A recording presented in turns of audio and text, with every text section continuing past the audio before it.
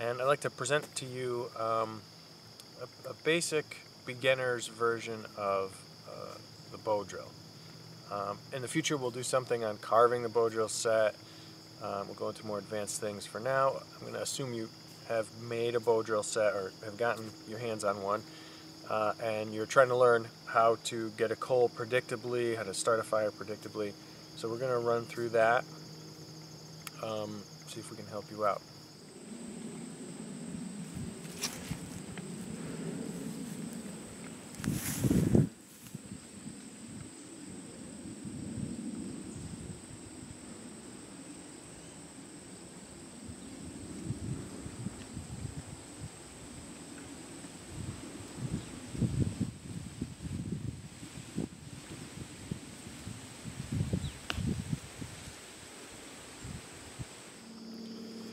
It takes three things to make any fire burn. Fuel, which in our case is sticks and wood, oxygen from the air, and an ignition source, some kind of heat. And we're going to control each of those in order to start a friction fire. In the case of friction fire, the ignition source, the heat, comes from the friction. The fuel at first comes from the dust that's ground off when the two pieces of wood rub against each other. And the oxygen, of course, we manipulate with our breath or the wind. There's a fourth component that I like to keep in mind, and that's moisture. If our material is wet, it's going to make it difficult or impossible to start a fire, and we might have to do something to dry the material out or select our material in a certain way, which I'm not going to go into a lot today. I'm going to assume what you have is nice and dry and ready to go. If it's not, then leave it in the sun for a while, the dashboard of your car, something like that, and make sure you got it good and dry. So these are the pieces of a bow drill set. This is the spindle, the spinning part. This is the hearth board, sometimes called the bottom piece. This is the bearing block or handhold, goes on the top. This is our bow, the string, and this is our tinder. That's a lot of tinder, more than I really need. It's good to have extra. A lot of people struggle getting the spindle into the string. It has to be wrapped around once. So an expression I've heard people use is upside down and inside out. And you kind of force it the rest of the way, because you want the spindle to end up on the outside of the string compared to the bow. And the way I carve my spindles, the pointier looking end you want to end up facing up, because it goes into the bearing block. So our form is very important. It often means the difference between success and failure, getting a coal and not getting one. And it's also a struggle to get people new to this to follow, to take a good form. There are other ways than the one I'm going to show you, but some principles apply. As long as the hand, which is going to be your non-dominant hand, that's the one that's holding the bearing block, is locked into your leg in such a way that you don't have to expend a lot of energy holding it still. If you're out here, it's going to wobble around, you're going to lose a lot of energy that way. It's going to be very hard to hold it still, because when you start pulling on it with this, it's going to be difficult. That will happen a lot. It'll come out wasted energy.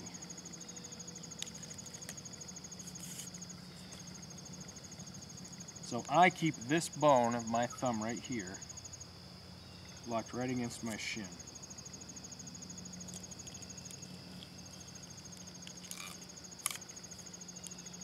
I'm starting a new hole to show you. Before we really get into making some smoke here, making some friction, I want to be extra clear about form. There's another aspect of it. It's our other leg. You want to be up on your knee with your butt right above your knee. If you sit back on your heel, again, you'll lose a lot of energy trying to be steady. It's not very stable platform you're creating. You want your dominant hand that's holding the bow free. You don't want to be running into your own body. Be out past it, free to move the entire length of the bow. So my hearthboard here already has one hole burnt in, but that actually drifted out. And later, when I carve the notch, you'll see more clearly why that can become a problem. So I'm going to start a new hole, and I already used my knife to just carve a little divot out of there. So, and it only has to be just deep enough so when the spindle rides in there, it doesn't just come right off.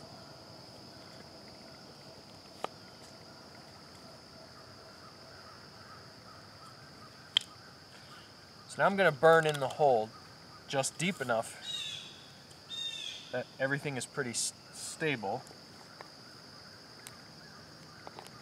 And then I can cut the notch.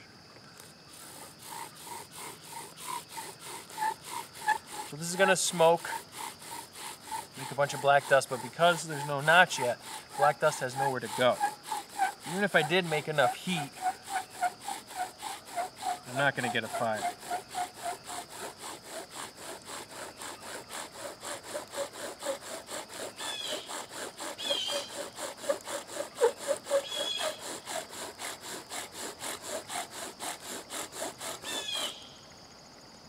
So I kept my bow nice and flat. I tip it up or down, and I'll show you. It will ride up or down the spindle, and it can ride off one end or the other. So once you get it in the middle, keep it nice and flat.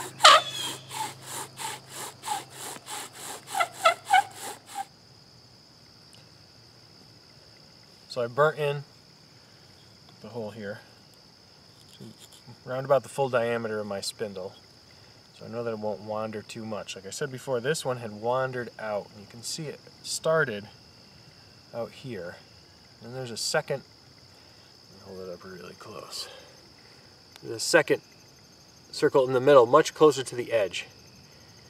That can be a problem, because your spindle could drill itself right out the side and fall out, so we're going to try to avoid that in this one.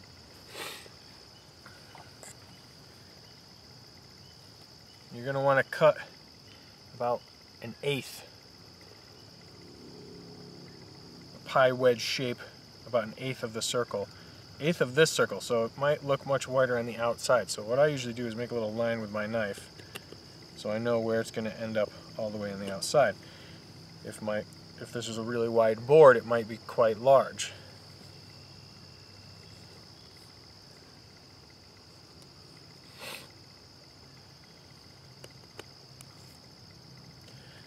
So how we manufacture all our parts is important. The spindle needs to be nice and straight, about the same thickness from top to bottom, and about the thickness of your thumb. The hearthboard ideally is also the same thickness, more or less, as the spindle, usually made out of the same material. About the same, in order to be the same density. And the bearing block, generally something a little harder. I used red cedar in this case. It's denser than this white cedar here. And the bow, the length should be from your armpit to somewhere in the middle of your palm. Some people like them longer, or some a little shorter. A lot of people, when they're learning, they use parachute cord for the string or some kind of strong nylon cord.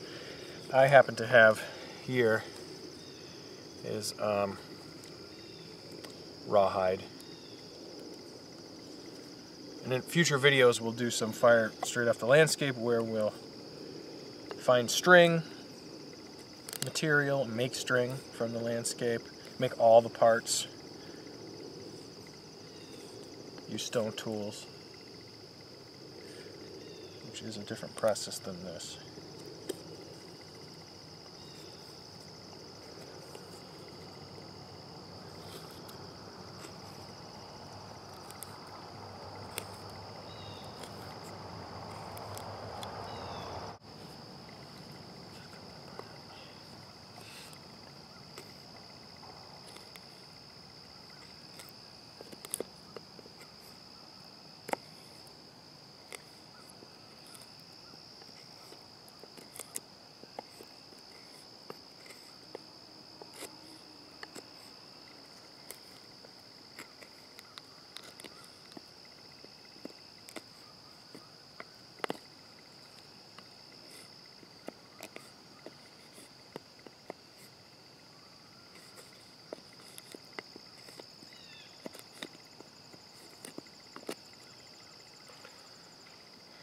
We're getting there. I'm just going to clean up the very inside.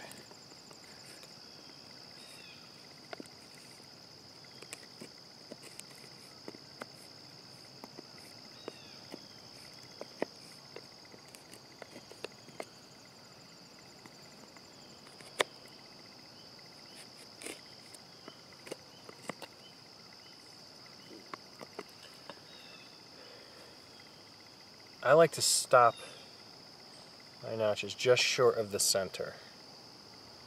That way there's still some material there for the very center of the spindle to write against. If there isn't, it can create in the end of this a little sharp point, which this doesn't have yet, but it can grow a little sharp point, which gets in the way and causes problems. So I went just shy of the center, 1/8 of the circle. Try to make the sides parallel and smooth. Some people make the bottom of the notch deeper or wider than the top. I've never found that necessary.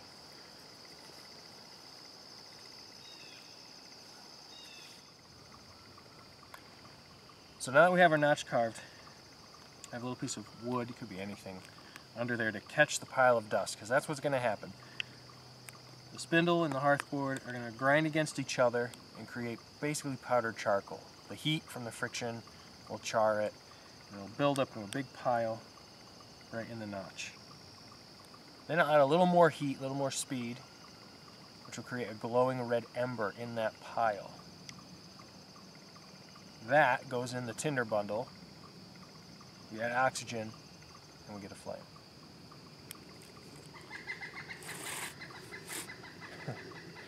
The woodpecker thinks this is all very funny.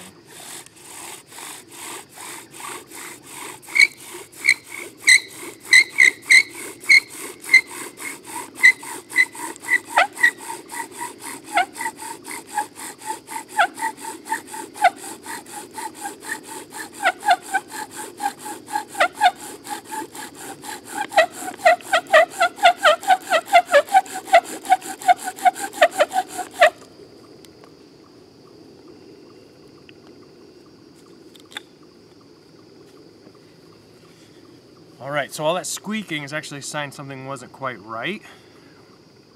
I think the top of my spindle, I need to lubricate more. It may have been the problem.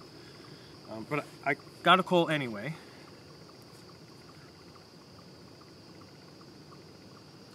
I can tell because that little pile of dust is still smoking all by itself.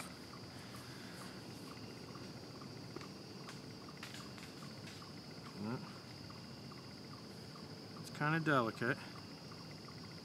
If I dumped it at this point or knocked it over and it fell apart, it would go out. All the heat would be gone. But in there, add some oxygen. By waving it, there's a little red ember. Oh, there it is. You see that right there? So, and we have time. Some people, they get the coal and they think they got to get it in the tinder bundle right away and they panic, they move too fast, it can easily be destroyed at that point. I actually like to let it sit. The more heat that builds up, the firmer it gets. It'll stay in a little clump and it gets bigger. There's a lot of heat in there, which is good. And I'm going to carefully, a little depression in my tinder, which in this case is dried, shredded up cedar bark. Anything that looks like this, very fine, shredded material, will work. And the finer the better. So often I'll take, and actually I have a little tiny fluff of cattail down. Something like that is very good for the very center. Take the finest material and put that in the middle. And gather it up.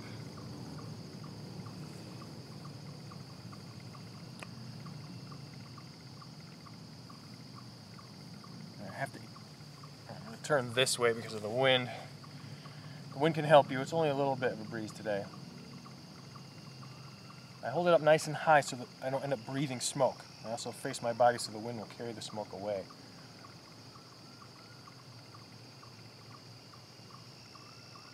There's still plenty of time. Things are going really good.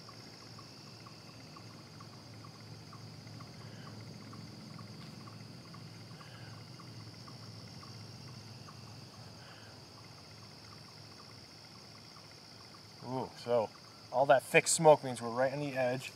I'll move a little bit so I can put it on the ground. And you might be able to see the red ember in there.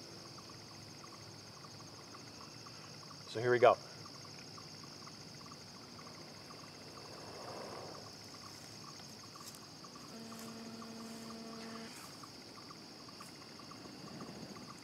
So that's it.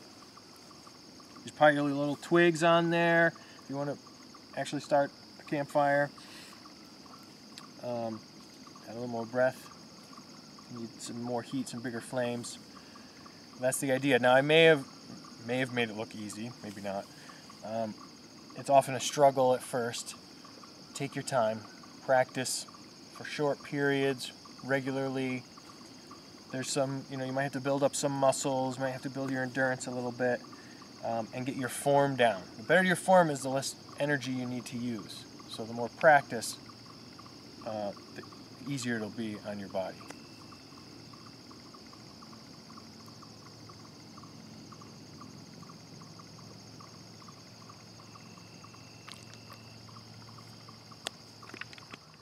So thank you for watching. I hope this helped. If you have any questions, contact us, 3redtrees.com. And a big thank you for all the people who shared their knowledge around friction fire and all the other skills that I enjoy with me. There were many. And stay tuned for more videos from us on friction fire and other subjects.